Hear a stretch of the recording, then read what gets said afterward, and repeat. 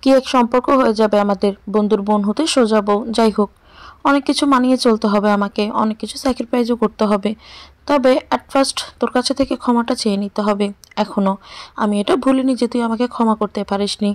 তো আজকে এ পর্যন্তই কথা বলা, তোর সামনাসামনি হয়ে অনেক কথাই বলবার আছে, দেখা যাক সুযোগ পাই কিনা। এই বলে আয়ান হালকা হেসে ফোনটা রেখে দিল। কিছুক্ষণের মাঝে পাড়ি দিল ঘুমের রাজ্যে। সকল রীতিনীতি মেনে মৌকে বাসর করে বসিয়ে দিয়ে গেল অহনা। অহনা প্রথম প্রথম এই বিয়েতে দ্বিমত পোষণ করলেও পরে সবটা হাসি মুখে মেনে নেয়, এই বিশ্বাস করে যে আজ নয়তো কাল আয়ান এবং ময়ের মধ্যকার ঝগড়ার মীমাংসা হবেই হবে।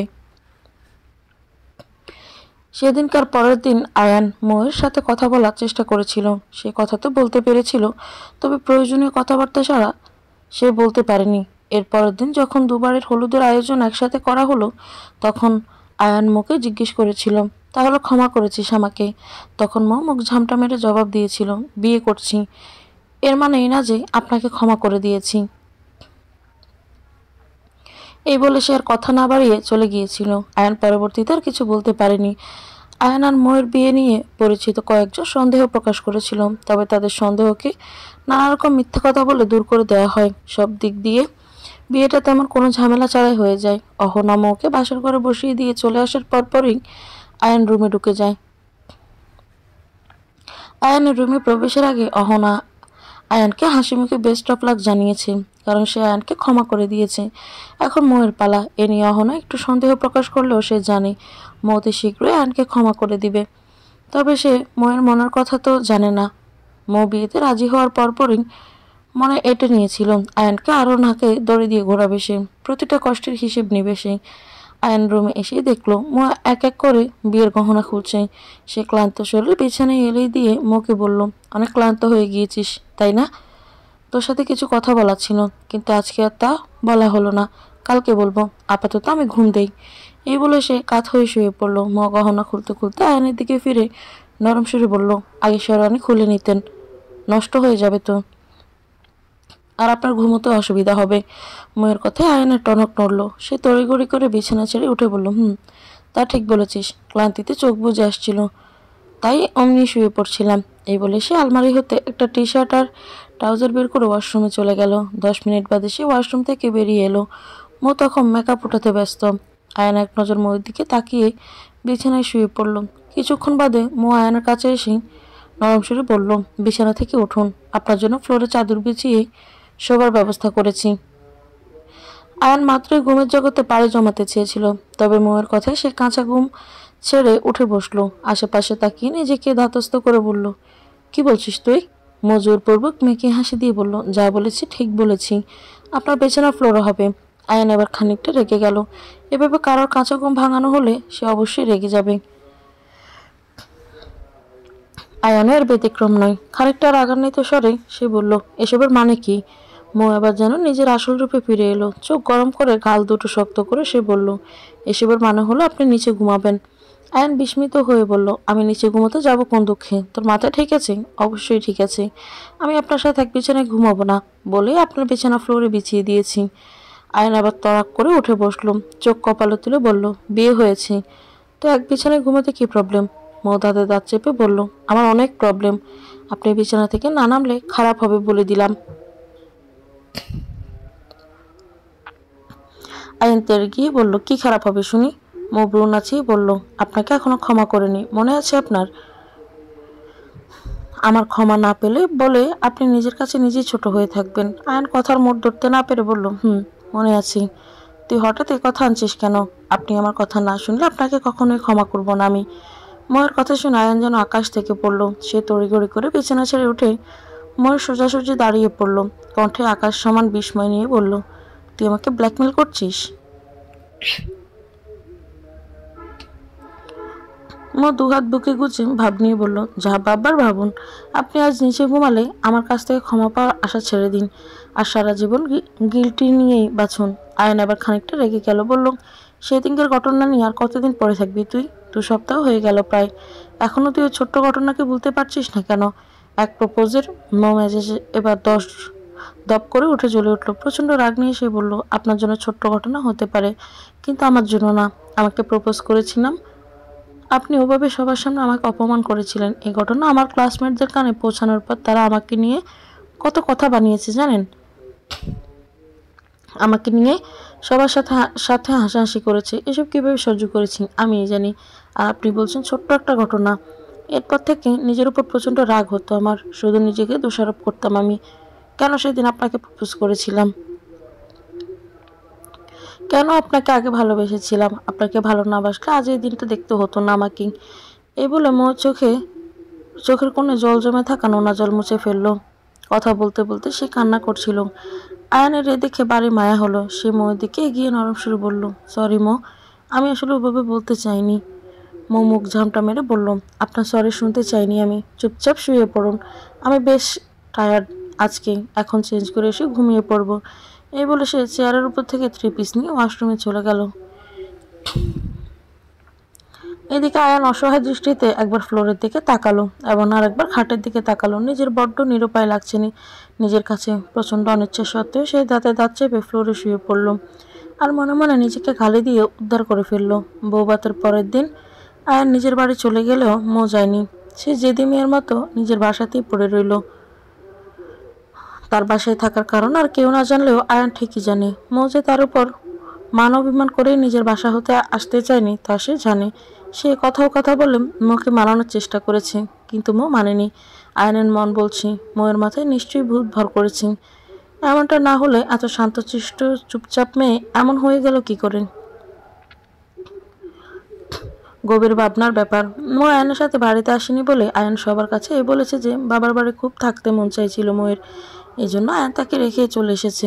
তবে আজ বিকেলে অথবা আগামীকাল সকালের মধ্যে সে মোকে নিয়ে বাসায় ফিরবে। এমনটা সে মুখে বললেও করতে পারবে কিনা তা নিয়ে যথেষ্ট সন্দেহ আছে তার। তবে মো যেমন চিট, আয়ানও তেমন চিট হতে প্রস্তুত। সে মনে মনে এটি নিয়েছে। আজ সন্ধ্যা পর্যন্ত সে আগের মতোই শান্ত এবং নরম হয়ে মোয়ের রাগ অভিমান ভাঙানোর চেষ্টা করবে। এতে মো স্বাভাবিক হলে ভালো। এমনটা না হলে সে জবরদস্তি করতেও রাজি আছে, কেননা তার পক্ষে এসব সহ্য করা আর সম্ভব হচ্ছে না। তার ধৈর্যের বাঁধ ভেঙে গিয়েছে প্রায়। একজন মানুষের কতটা সহ্য করবে? বিকেলের দিকে আয়ান মাহতাব সহ অফিস হতে ফিরে এলো। মোকে অপমান করার ঘটনায় সকলে আয়ানকে ক্ষমা করে দিয়েছে, শুধুমাত্র মৌ বাদে। যেহেতু মৌ বাদে সকলে আয়নের দিকে আছে, সেহেতু মৌয়ের অভিমান ভাঙাতে আয়নের পক্ষে সবাই নিবে। এরই পরিপ্রেক্ষিতে আয়ান মাহতাবকে বলল মৌয়ের রাগ ভাঙাতে তাকে সাহায্য করতে হবে। মাহতাব একেবারে রাজি হয়ে গেল। তাদের দুজনের সাথে পরে আবার জান্নাত এবং অহনাও যোগ দিল। 4 জন মিলে মৌয়ের রাগ ভাঙানোর জন্য প্ল্যান বানালো। প্ল্যান মোতাবেক জান্নাত মৌকে তাদের ছাদে নিয়ে আসবে। মৌকে দেখে আয়ানের বাসার ছাদ হতে আয়ান সরি লেখা বেলুন উড়াবে এবং সরি বলবে। পরে মৌয়ের বাসায় সরি লেখা সহ একটি কেক পৌঁছে যাবে। এরপর জান্নাত মৌকে মৌয়ের রুমের ব্যালকনিতে নিয়ে এলে আয়ান একটা গান শোনাবে। এই এত কিছুর পরেও যদি মৌয়ের মান অভিমান না ভাঙে, তাহলে আয়ান আরেক প্ল্যান করবে। অবশ্যই ইতিমধ্যে প্ল্যানিং করে রেখেছে সে। এই প্ল্যানিংয়ের ব্যাপারে কাউকে কিছু বলেনি সে। এটা একান্তই তার নিজের মধ্যকার প্ল্যানিং। বিকেল 5টার দিকে জান্নাতের কথা বলে মোকে ছাদে নিয়ে এলো। সে ছাদে আসবার পরে আয়ান, মাহতাব এবং অহনা তাদের বাসার ছাদ হতে একযোগ অনেকগুলো বেলুন আকাশে উড়িয়ে দিল। গোলাপি রঙের বেলুনের উপর কালো রং দিয়ে সরি লেখা ছিল। হঠাৎ এমন ঘটনার সম্মুখীন হয়ে মৌ থ বনে যায়। আকাশময় বিস্ময় চোখে রেখে আকাশের দিকে তাকিয়ে আছে। বিস্মিত নয়নের প্রতিটা বেলুনের ঊর্ধ্বমুখী গতি পর্যবেক্ষণ করছে সে। সবটাই অবিশ্বাস্য লাগছে তার কাছে। বেশ কয়েকটা বেলুন নিচে আকাশে থাকতে থাকতে আয়ান হাঁটু গেড়ে দোকান ধরে কিছুটা উচ্চস্বরে বলল, সরি মো, এবার তো আমাকে মাফ করে দে। আয়ানের কণ্ঠস্বর শুনতে পেয়ে মেয়ে ছট করে সামনের দিকে তাকালো। এই চাঁদ হতে ও চাঁদ পর্যন্ত সে স্পষ্ট দেখতে পারছে আয়ানের অসহায় চেহারা। নিজের কাছে একটু খারাপ লাগছে তার। সে একধানে আয়ানের দিকে চেয়ে আছে। এই মানুষটাকেই তো সে ভালোবাসে, আর সেই মানুষটা তার স্বামী, অতি আপনজন। নিজের ভালোবাসা উজাড় করে দেওয়া যাবে তার কাছে, সে তো এটাই চায়। তবে সময়ের পরিবর্তনে তার এই চাওয়া প্রায় মুছেই গিয়েছিল। অথচ আজ ভাগ্যিস সে চাকা ঘুরে আবার অতীতের চাওয়াকেই সতেজ করে তুলছে। একজন মেয়ে হয়ে মো কিভাবে সে চাওয়াকে পাশ কাটিয়ে যেতে পারে? মো কখনো কল্পনা করেনি আয়ান তার কাছে এভাবে এতবার ক্ষমা চাইবে। প্রথম সে আয়ানের প্রতি কঠোর হয়েছিল, কিন্তু দিন যেতে যেতে সে কঠোরতা কোমলতায় পরিণত হয়। আর আজ আয়ানের এমন সরি বলার ধরনে মৌ পুরোপুরি গলে যায়। তার সম্পূর্ণ রাগ যেন গলে পানি হয়ে যায়। মৌ বেশ কিছুক্ষণ যাবৎ নির্বাক ভঙ্গিতে দাঁড়িয়ে থেকে আয়ানকে দেখে চলছিল। জান্নাত, মাহতাব এবং অহনা বিষয়টা খেয়াল করে। তখনই হুট করে মাহতাব গণিতের সময় দেখে জান্নাতকে ইশারায় বলে মৌকে নিয়ে নিচে যেতে। কেক ডেলিভারি দেওয়ার সময় হয়ে গিয়েছে। মাহতাবের ইশারা মোতাবেক জান্নাত এগিয়ে গিয়ে মৌয়ের কানে ফিসফিস করে বলল, একটু নিচে চলো, কেউ একজন এসেছে। মৌতে খানিকটা অবাক হয়, তবে স্বাভাবিক হয়ে কোনো কথাবার্তা না বলে সিঁড়ির দিকে পা বাড়ায়। জান্নাত পেছন থেকে বলল, এদিকের জবাবটা দিয়ে যাও মৌ। মৌয়ের পা থমকে গেল। সে ঘাড় ঘুরিয়ে এক নজর আয়নের দিকে তাকালো। আয়ন একটু হাঁটু গেড়ে বসে আছে, অসহায় চাহনি নিয়ে অপেক্ষা করছে মৌ ঠোঁটে হাসি দেখার জন্য, যা তাকে নিমিষেই বলে দিবে মৌ তাকে ক্ষমা করে নিয়েছে। কিন্তু মৌ এমন কিছুই করলো না। সে অত্যন্ত স্বাভাবিক ভঙ্গিতে আয়নের দিকে কয়েক সেকেন্ড তাকিয়ে থেকে জান্নাতের দিকে তাকালো। ফিসফিস করে জান্নাতের উদ্দেশ্যে সে কিছু বলল, তবে জান্নাত তা শুনতে পেল না। মৌ কিছু বলার পর জান্নাতের প্রত্যুত্তরের অপেক্ষায় না থেকে সিঁড়ি বেয়ে নিচে নেমে এলো। সে বাসায় ঢুকে যাওয়ার পরে ডেলিভারি ম্যান এলো। মৌ কোনো চিন্তা ভাবনা ছাড়াই স্বাভাবিকভাবে দরজা খুলল। তবে ডেলিভারি ম্যানের হাতে কেকের বক্সের মতো বক্স দেখে সে কিছুটা বিস্মিত হলো। তার বিস্ময়ের মাত্রা আরও বেড়ে গেল যখন ডেলিভারি ম্যান তার দিকে কেকের বক্স এক বুকে এগিয়ে দিয়ে বলল, ম্যাম, আয়ান স্যার আপনার জন্য পাঠিয়েছে এটা। মৌ কিছুক্ষণ স্তব্ধ হয়ে দাঁড়িয়ে রইল। ডেলিভারি ম্যানের ডাকে সে হুঁশ ফিরে পেল। কেক আর বুফেটা হাতে নিয়ে দরজা আটকে দিল। নিজের রুমে এসে সে কেকের বক্সটা রেখে বুকে হাত দিয়ে চিরকুটটা নিল। আয়ান সে চিরকুট সুন্দর করে লিখেছে, এবার মতো মাফ করে দে আমাকে, জীবনে কখনো এমনটা করব না। কান ধরেছি আমি, লাইফের সবচেয়ে বড় ভুল, সবচেয়ে বড় সাজাটা পেয়েছি, আর সাজা দিস না আমাকে। আমি অসহায় পথিক রে মৌ, তোর হৃদয়ে কি এ পথিকের বসত করবার সুযোগটা আরেকবার দিবি? আমি জবাবটা কিন্তু চাই। এতে আয়ান চিরকুটটা পড়ে মৌ মুচকি হেসে দিল। তারপর চিরকুটটা বিছানায় রেখে কেকের বক্স করলো। কেকের উপর যতটুকু জায়গা জুড়ে সরি লেখা যায়, আয়ান ঠিক ততটা জায়গা জুড়েই সরি লিখিয়েছে। আয়ানের এমন সরি লেখার ধরনে মৌ ফিক করে হেসে দিল। বিড়বিড় করে সে বলল, পুরোই পাগল হয়ে গিয়েছি। এই বলে সে বুফেটা হাতে নিয়ে সেখানকার প্রতিটা ফুল আলতো হাতে ছুঁয়ে দিল। এই মৌ, বারান্দায় আয় একটু, এই বলে হাত ছাড়লো আয়ান। আয়ানের ডাক শুনে মৌ চমকে উঠল, তবে সাথে সাথে নিজেকে ধাতস্থ করে বিছানা ছেড়ে উঠে এসে তার রুমের ব্যালকনিতে দাঁড়ালো। মৌকে দেখতে পেয়ে আয়ান মুচকি হেসে দিল। এরপর কয়েক সেকেন্ড মৌয়ের দিকে চেয়ে থেকেই মাহতাবকে গিটার বাজাতে ইশারা করে সে গান শুরু করলো। গান শেষেই আয়ান আবারও দোকান ধরে অসহায় চেহারা বানিয়ে বলল, সরি, সরি, এবার তো ক্ষমা পাবো। আয়নের এমন কাণ্ডে মৌয়ের প্রচণ্ড হাসি পেল, তবে সে হাসলো না। বেশ কষ্টে নিজের হাসি চাপিয়ে রাখলো। আয়নের এমন কিউট কিউট কার্যকর্ম দেখে মৌয়ের মন পুরোপুরি গলে গেল। বলে কয়ে নয়, মনে মনে সে আয়ানকে ক্ষমা করে দিল। তবে ঘরটা করে বলে কয়ে সে তখনই আয়ানকে ক্ষমা করবে যখন আয়নের কাছ থেকে কয়েকটা ওয়াদা করিয়ে নিবে সে। এই মতলব নিয়ে সে কোনো প্রকার জবাব না দিয়ে ব্যালকনির দরজা বন্ধ করে রুমে চলে গেল। মৌয়ের এমন কাণ্ডে আয়ন প্রচণ্ড অধৈর্য হয়ে পড়ল। ফলে রাগে তার মাথা দপ করে জ্বলে উঠল।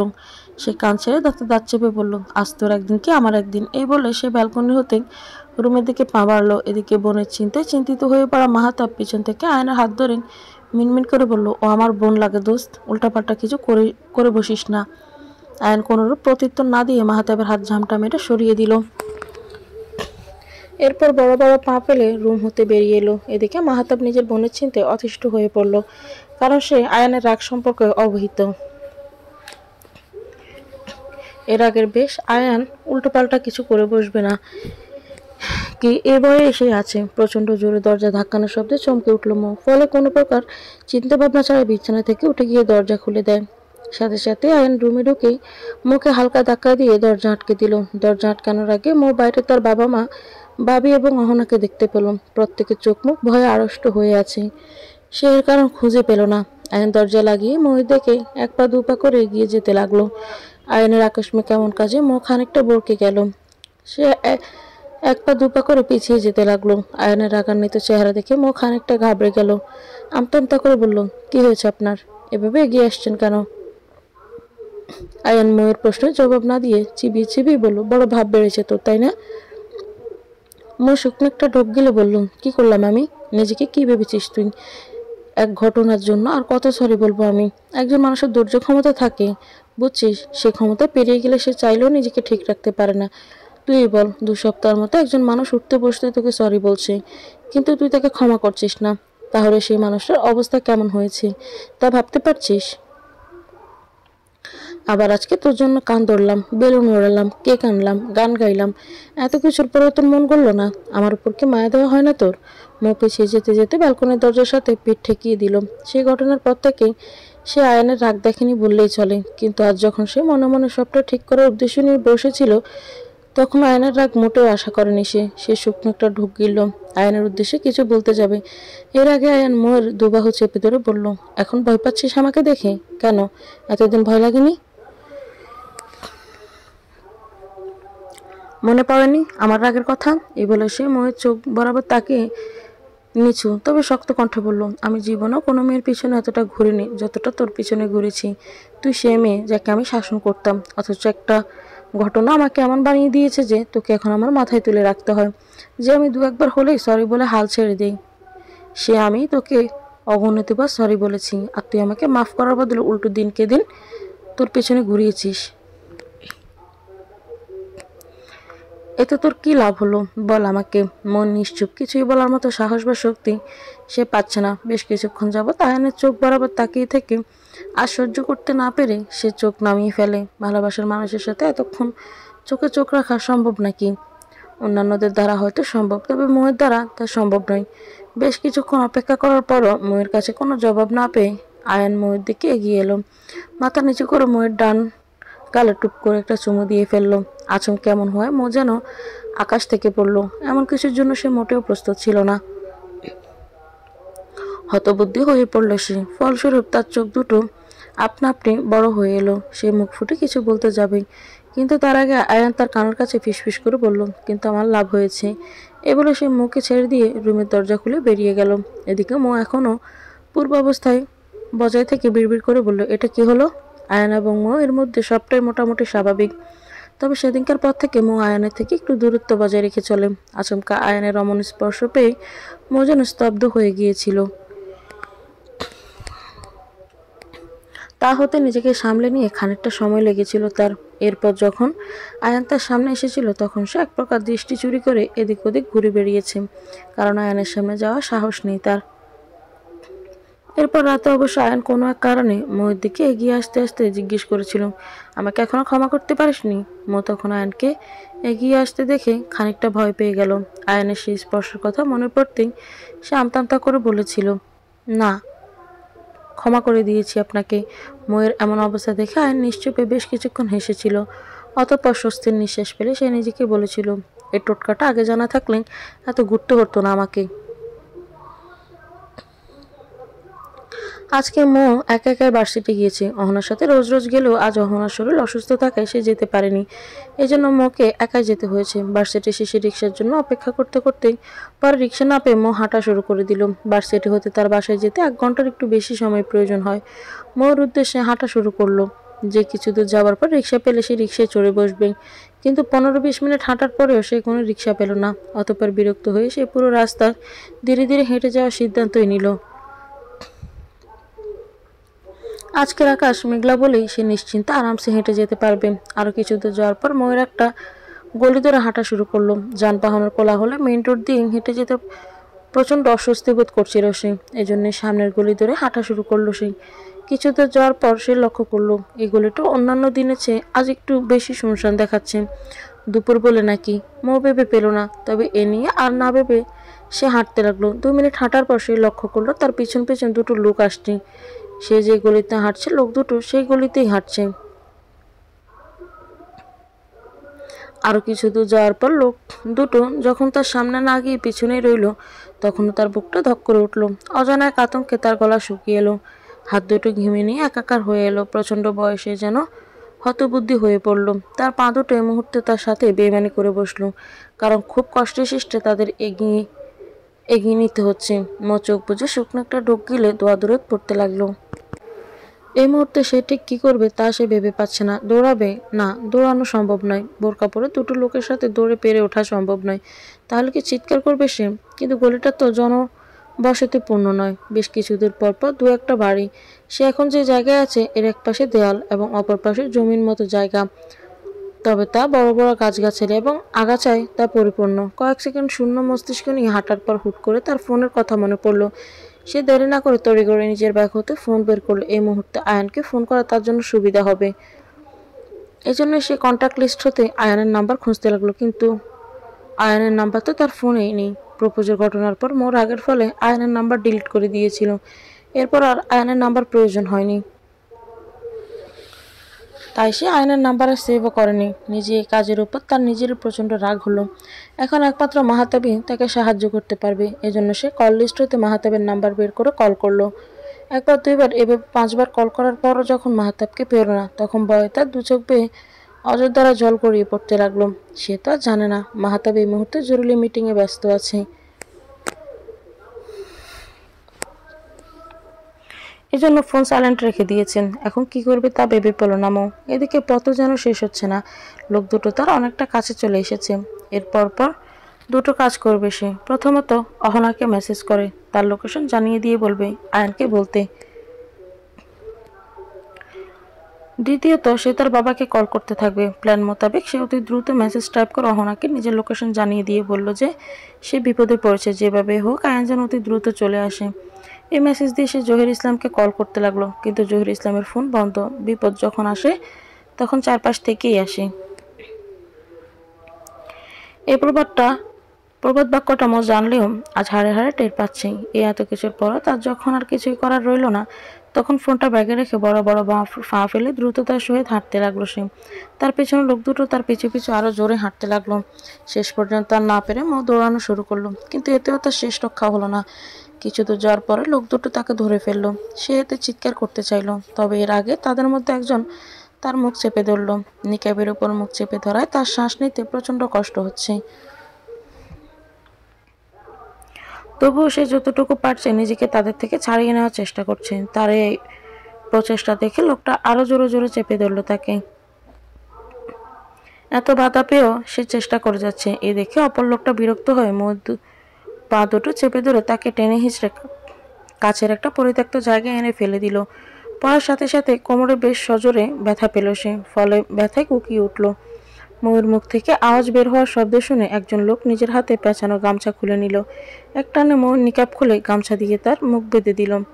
এবার মৌ পুরোপুরি নিশ্চুপ হয়ে পড়ে রইল। সে জানে এখন হাজার চিৎকার করেও লাভ হবে না, তবুও সে শেষ চেষ্টা স্বরূপ তার হাত পা চারটা ইচ্ছে মতো ছোড়াছড়ি করতে লাগলো। ময়ের এমন বাঁচার প্রচেষ্টা দেখে লোক দুটো পৈশাচিক হাসি দিল। তাদের মধ্যে একজন বলল, এই তো শার্টটা খুলে ওর হাত বাঁধা দে, সুবিধা হইব।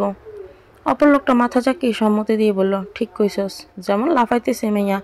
এ বলে সে তার শার্টটা খুলে ময়ের হাতে বেঁধে দিল। লোক দুটো ঠোঁটের কোণে আবারও খেলা করলো পৈশাচিক হাসি। অপর লোকটা ময়ের দিকে তাকিয়ে শার্ট খুলতে খুলতে বলল, বহুদিন পর একটা মাইয়া ভাগে পাইছি। অপর লোকটা বলল, ঠিক কইছস। লোক দুটো চোখে এই মুহূর্তে খেলা করছে পশুত্ব, আর ময়ের চোখে খেলা করছে বাঁচার আকুতি। লোক দুটোর দিকে সে চেয়ে থাকে, চোখ দিয়ে অযোধ্যারায় নোনা জল ফেলছে, কিন্তু এতে তাদের মনে বিন্দুমাত্র মায়া হচ্ছে না, বরং নিজেদের ক্ষুধা মেটাতে তারা ময়ের দিকে এগিয়ে যেতে লাগলো। এদিকে মো চোখ খুলে বন্ধ রেখে নিজের সতীত্ব হরণ, নিজের অন্ধকার ভবিষ্যৎ দেখতে পেল। লোক দুটো ময়ের দিকে এগিয়ে আসছে। মো হাত বাঁধা থাকা অবস্থাতেও হাত জোর করে বাঁচার আকুতি করছে, কিন্তু লোক দুটোর উপর এর কোনো প্রভাবই পড়ছে না।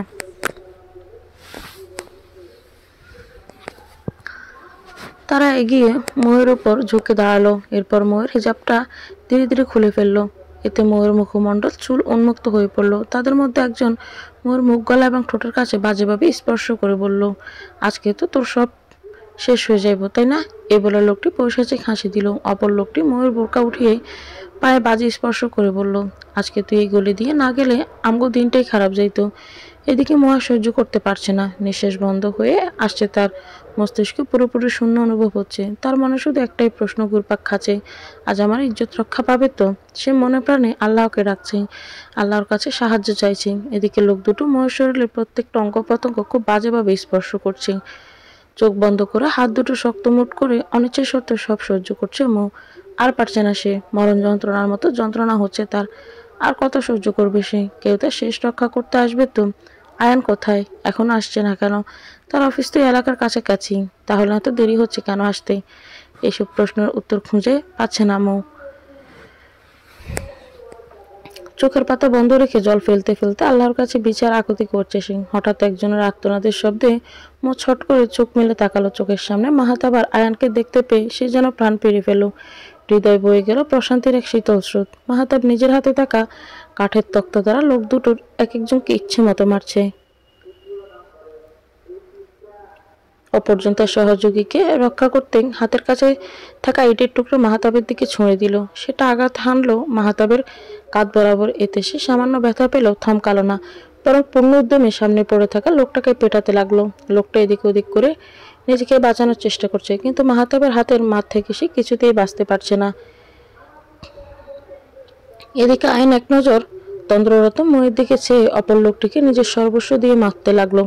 যতটুকু সে পারছে ততটুকুই মারছে লোকটিকে। এক পর্যায়ে লোকটি দুর্বল হয়ে পড়লেই আয়ন তাকে ছেড়ে ময়ের কাছে চলে আসে। ময়ের হাতের এবং মুখের বাঁধন খুলে পাশে পড়ে থাকা হিজাব দিয়ে তাকে জড়িয়ে নিজের মধ্যে আগলে নিল আয়ান।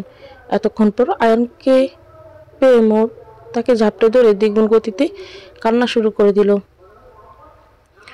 আয়ন ময়ের মাথায় হাত বুলিয়ে ময়ের কান্না থামাতে পারছে না। এদিকে ময়ের অবস্থা দেখে মাহাতাবের রাগ আগের চেয়ে বহুগুণ বেড়ে গেল। সে নিজের সর্বোচ্চ শক্তি দিয়ে কাঠের মোটা তক্তা দিয়ে লোক দুটোকে মেরে চলেছে, সাথে পা দিয়ে লাথিয়ে দিচ্ছে। এক পর্যায়ে সে ক্লান্ত হয়ে পড়লে মারা বন্ধ করে দেয়। লোক দুটোর অবস্থা এতক্ষণে নাজেহাল হয়ে পড়েছে।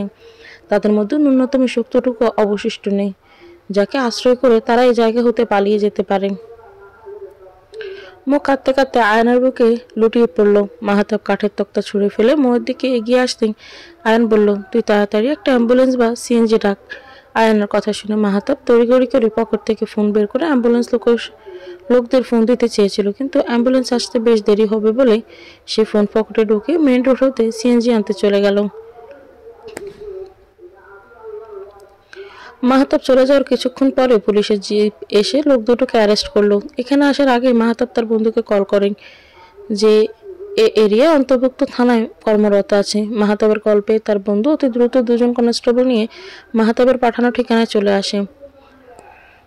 মাহাতাবের বন্ধুকে দেখে আয়ন ক্লান্ত গলায় বলল, আমি পরে থানায় এসে রিপোর্ট লেখাবো, আপনি আপাতত ওদের নিয়ে যান। লোকটি কোনোরূপ প্রত্যুত্তর না দিয়ে আসামিদের নিয়ে চলে গেল। তারা চলে যেতে আয়ন নিজের বুকের উপর থেকে মুখে সরিয়ে নিজের বাহুর উপর তার মাথা নামালো। ময়ের এমন চেহারা দেখে তার বুকের ভেতরটা দুমড়ে মুচড়ে যাচ্ছে। সে কিছুতেই ময়ের এমন অবস্থা মেনে নিতে পারছে না। সে কখনো চিন্তাও করেনি মো এমন পরিস্থিতির শিকার হবে। আয়ন ছোট্ট একটা নিঃশ্বাস ফেলে ময়ের দিকে তাকালো। কি মায়ায় ঘুমন্ত চেহারায়, কি নিদারুণ কষ্টে ঘুমন্ত চেহারায়। আর সে সময় মতো না আসলে কি হতো তার সামনে থাকে এই মানুষটার? যদি কোনো অঘটন ঘটে যেত তাহলে কি সে সহ্য করতে পারতো না। ভালোবাসার মানুষকে এত কষ্ট দেখে কেউ ভালো থাকে না, কেউ তার ভালোবাসার মানুষটার কষ্ট সহ্য করতে পারে না। আয়ানও পারতো না। সে যে মুখে ভালোবেসে ফেলেছে। আয়ান আলতো হাতে ময়ের শুকনো ঠোঁট জোড়া ছুঁয়ে দিল। শুকিয়ে আসা পুরো মুখমণ্ডল হাতের ছোঁয়ায় ভরিয়ে দিল। খানিক বাদে ময়ের পুরো মুখমণ্ডল সে অজস্র চুমুতে ভরিয়ে দিল আর বিড়বিড় করে বলতে লাগলো, তোকে ভালোবাসি মো, খুব ভালোবাসি।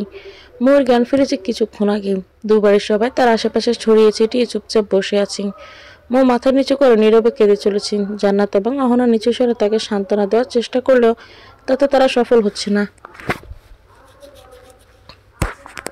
ময়ের কান্না কিছুতেই থামানো যাচ্ছে না। জহির ইসলাম নির্বাক বসে থেকে খানিক সময় মুকে পর্যবেক্ষণ করলেন। এরপর ঠান্ডা স্বরে জিজ্ঞেস করলেন, ওই পথ দিয়ে আসা যাওয়া করো রোজ রোজ? মো কান্না ধমকে কিছু বলে উঠতে পারছিল না, তবুও বেশ কষ্টে সৃষ্টির চেষ্টা করে সে বলল, না আব্বু, ভার্সিটি থেকে বের হওয়ার পর অনেকক্ষণ যাবত রিক্সার জন্য অপেক্ষা করে রিক্সা পাচ্ছিলাম না, এজন্য হাঁটা শুরু করি। মেন রোড হাঁটতে বিরক্ত লাগছিল বলে গলি ধরে হাঁটা শুরু করি। অন্যান্য দিন ওই গলি এত শুনশান থাকে না, কিন্তু আজকে এই বলে সে কান্না ভেঙে পড়ল।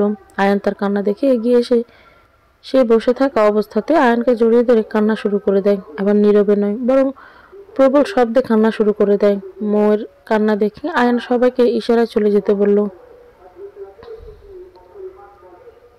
অহনা মোর কাছ থেকে যেতে চাইলেও আয়ান তাকে চলে যেতে বলেন। ফলে সে অনিচ্ছা সত্ত্বেও সবার সাথে চলে যায়। বেশ কিছুক্ষণ পর মোয়ের কান্না থেমে এলে আয়ান তাকে ছেড়ে তার সামনে বসে পড়ল। কাতর গলায় সে মোকে বলল, এত কান্না করিস না মো, অসুস্থ হয়ে পড়বি তো। মোর প্রত্যুত্তরে কিছুই বলল না। কিছুক্ষণ চুপ করে বসে থেকে নিজের হাতের দিকে তাকিয়ে রইল। তারপর হঠাৎ ক্ষীণ গলায় বলে উঠল, ওরা আমার শরীরের প্রতিটা অংশ ছুঁয়ে দেখেছে। এই বলে সে নিজের গলা, পেট, হাতে, পায়ের দিকে ইশারা করে বলতে লাগলো, এই যে এখানে ওরা ছুঁয়েছে আমাকে, এখানে এখানে। বলতে বলতে সে আবার কান্নায় ভেঙে পড়ল। বারবার তার চোখের সামনে আজকের ঘটনা ভেসে উঠছে। মুখে এত কাঁদতে দেখে আয়ান এগিয়ে তাকে নিজের বুকে নিয়ে জড়িয়ে ধরল। তার এই কান্না দেখে আয়নের বুক যে কষ্ট ছিঁড়ে যাচ্ছে তা হয়তো মৌ বুঝতে পারছে না। বুঝবেই কি করে? সে তো এখনো সে দুঃসহ স্মৃতিকে ভুলে যেতে পারছে না। আয়ান মৌয়ের মাথায় হাত বুলিয়ে দিতে দিতে বলল, এত কান্না করিস কেন? আমি তো আছি তোর সাথে, আমি থাকতে ভয় কিসের? মৌ কোনো প্রকার জবাব দিল না। তার কান অবধি আয়ানের কথা পৌঁছাচ্ছে ঠিকই, কিন্তু তা কোনো কাজ করছে না। আয়ান আবারও বলল, কিছুই হয়নি তো তোর। আমি আর মাহাতাব তো সময় মতো পৌঁছে গিয়েছিলাম, তাই না?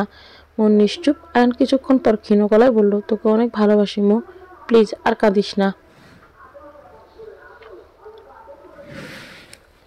তোর কান্না আমি সহ্য করতে পারছি না। কান্না থামাতে তুই যা করবি আমি তাই মেনে নিব, কিন্তু দয়া করে কান্না থামা। আয়নার কথাগুলো মোয়ের কানে এলেও তা ঠিকঠাক বুঝতে কয়েক সেকেন্ড সময় লাগলো তার। কিন্তু যখন সে আয়নের বলা কথাগুলো অর্থ উদ্ধার করতে পারলো, তখন সে আয়নকে আরো শক্ত করে জড়িয়ে ধরলো এবং দুই গুণ স্বরে কান্না করতে করতে বলল, আমি আপনাকে ভালোবাসি অনেক বেশি। এই ঘটনার পর প্রায় 2 মাস কেটে গিয়েছে। এখন মো সম্পূর্ণ স্বাভাবিক হয়ে গিয়েছে, কিন্তু মাঝে মাঝে অতীতের কালো ছায়ার মতো সেই ঘটনা তাকে হানা দেয়। সে সব মনে পড়লেই সে আয়ানকে জড়িয়ে ধরে থাকে। তবে আয়ান বাসায় না থাকলে সে অহনার রুমে গিয়ে অহনার সাথে কথাবার্তা বলে সেসব ভুলে যেতে চেষ্টা করে। সেই দিনের পর থেকে প্রথম আয়ানের স্পর্শতে ভরে শিউরে উঠত মুখ, কিন্তু দিন যেতে যেতে নিজেকে শক্ত করে সবটা সামলে নিয়েছে সে। তার এই কাজে আয়ান যতটুকু পেরেছে ততটুকু সাহায্য করেছে। তাদের একে অপরের প্রতি ভালোবাসা এবং সময়গুলোতে আরো গাঢ় এবং মজবুত হয়েছে। সন্ধ্যার দিকে অফিস শেষে বাসায় ফিরে মৌয়ের হাসি মাখা মুখখানি দেখে আয়নের সারাদিনের ক্লান্তি, কর্মব্যস্ততা সব যেন নিমিষেই দূর হয়ে গেল। সে মৌয়ের দিকে তাকিয়ে ফিরতি হাসি দিয়ে কাপড় চোপড় আর তোয়ালে নিয়ে ওয়াশরুমে চলে গেল। 5 মিনিট পর আয়ান ফ্রেশ হয়ে এলে মৌ তাকে জিজ্ঞাসা করলো, কফি খাবেন? 2 মগ কফি নিয়ে আয়, ব্যালকনিতে বসে খাবার গল্প করব। মৌ হালকা হাসি দিয়ে রান্নাঘরে চলে গেল কফি বানাতে। প্রথমে সে তার শ্বশুর শাশুড়ির জন্য 2 কাপ চা বানিয়ে দিয়ে তাদের রুমে দিয়ে আসলো। পরে 3 মগ কফি বানিয়ে 1 মগ অহনাকে দিয়ে এসে বাকি 2 মগ নিজেদের জন্য নিয়ে রুমে চলে এলো। আয়ন চুপচাপ ব্যালকনিতে বসে আছে, তার দৃষ্টি জোড়া সুন্দর আকাশের দিকে। মৌ কখন এসে তার পাশে বসেছি সে খেয়ালই করেনি। মৌ যখন তার হাতে কফি দিল তখন সে টের পেল। তার এমন আনমনা ভাব দেখে মৌ হালকা হেসে বলল, কি দেখছিলেন? আয়ন কিছুটা হেসে কফির মগে অল্প চুমুক দিয়ে বলল, মেঘ দেখছিলাম। মৌ এবার আকাশের দিকে তাকালো। সন্ধ্যার আকাশ দেখতে বড্ড সুন্দর লাগছে। লাল, কমলা, নীল, কালো সহ আরো কয়েকটা রঙের মিশ্রণে সন্ধ্যার আকাশটা মোহময় রূপে পরিণত হয়েছে। এই দৃশ্যটা হাজারবার দেখলেও চোখ জোড়া ক্লান্ত হবে না, বরং বারংবার নতুনভাবে এই আকাশের সৌন্দর্য চোখে এসে ধরা দেবে। প্রকৃতি প্রেমীরা ছাওয়া সত্ত্বেও এই দৃশ্য হতে চোখ ফিরে নিতে পারবে না। মহাকাশের দিকে তাকিয়ে আছি। আয়ান নিজের হাত থেকে কফির মগটা পাশের ছোট্ট টেবিলে রেখে দিল। এরপর অতি সন্তর্পণে মৌয়ের হাত থেকে কফির মগটা নিয়ে টেবিলে রেখে দিল। কিছুক্ষণ থেমে একদম হুট করে সেই মৌয়ের অপর পাশের বাহু ধরে টেনে নিজের কাছে নিয়ে আসে। মহাকাশের সৌন্দর্য এতটাই বিভোর হয়ে আছে যে কোন মুহূর্তে আয়ান তার হাত থেকে কফির মগ নিয়েছে তা সে টেরই পায়নি। আয়নের স্পর্শ পেয়ে সে ধ্যানে ফিরে পেয়ে বলল, কি হয়েছে? আয়ান হালকা হেসে বলল, কিছু হয়নি, তোকে এভাবে পাশে ধরে রাখতে মন চাইলো তাই এমনটাই করলাম। মৌ প্রত্যুত্তরে কিছুই বলল না, বরং আয়নের দিকে তাকিয়ে একটা হাসি দিল। কিছুক্ষণ পর আয়ান আকাশের দিকে তাকিয়ে আঙুল উঁচিয়ে বলল, ওই যে 2টো মেঘের আবছায়া দেখা যাচ্ছে, দেখতে পাচ্ছিস? আয়নের ইশারা মোতাবেক মৌ সামনে তাকাতেই সে মেঘের আবছায়া দেখতে পেল। বলল, দেখতে পাচ্ছি। আয়ান বিস্তৃত হেসে বলল, ওই মেঘ 2টোর মধ্যে একটা তুই আর একটা আমি। দেখিস আর কিছুক্ষণ পর মেঘ 2টোর সন্ধি ঘটবে। কোনো কথাবার্তা না বলে ওই দিকেই তাকিয়ে থাক। মৌ সেদিকে তাকিয়ে রইল। এদিকে সন্ধ্যার আকাশ ধীরে ধীরে নিকষ কালো আধারে চেয়ে যাচ্ছে এবং অপরদিকে মেঘ 2টোর সন্ধি ঘটছে। আরো কিছুক্ষণ পর 2টো মেঘ যখন মিলে একাকার হয়ে গেল তখন আয়ান ঝলমলো গলায় বলল, দেখেছিস দুটো মেঘের সন্ধি ঘটেছে, যেমনটা আমাদের ঘটেছিল। মৌ হালকা হেসে আয়ানের কাঁধে মাথা রেখে বলল, আয়ান এবং মৌয়ের মেঘসন্ধি ঘটেছে।